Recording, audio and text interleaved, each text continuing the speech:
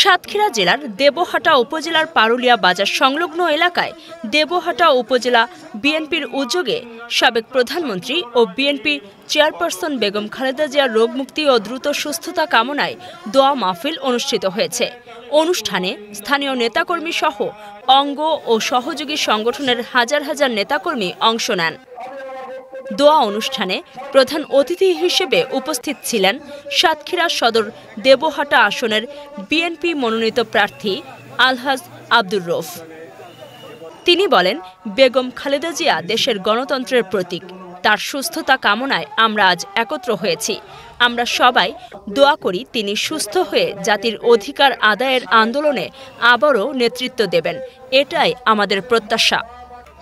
বিশেষ অতিথি হিসেবে বক্তব্য রাখেন সাতক্ষীরা জেলা বিএনপির সদস্য সচিব আবু জাহিদ ডব্লু।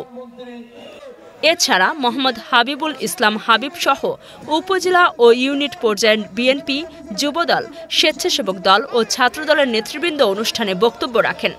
বক্তারা বেগম খালেদা জিয়ার শারীরিক অবস্থার দ্রুত উন্নতি কামনা করে দোয়া করেন এবং দেশের গণতান্ত্রিক ভবিষ্যৎ গঠনে নেতাকর্মীদের আরও সচেতন, সংগঠিত ও দায়িত্বশীল ভূমিকা পালনের আহ্বান জানান।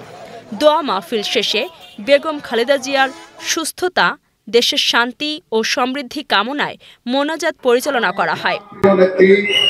বেগম খালেদা জিয়ার জন্য দোয়া করবেন, তিনি যেন অতি দ্রুত সুস্থ হয়ে আবার আমাদের মাঝে আসে। তার বিশেষ প্রয়োজন এই দেশের জাতি এবং স্বাধীনতার সার্বভৌমত্বের জন্য।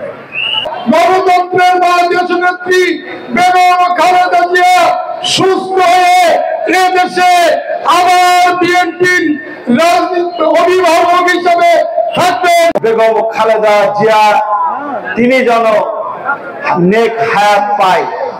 মহান আল্লাহ রাব্বুল আলামিনের কাছে আমি প্রাণ খুলে আমার অন্তরস্থল থেকে আমি দোয়া করছি যে মানুষটি কিনা দীর্ঘকাল এদেশের মানুষের কথা ভেবেছে, এদেশের মানুষের গণতন্ত্রের জন্য লড়াই করেছে।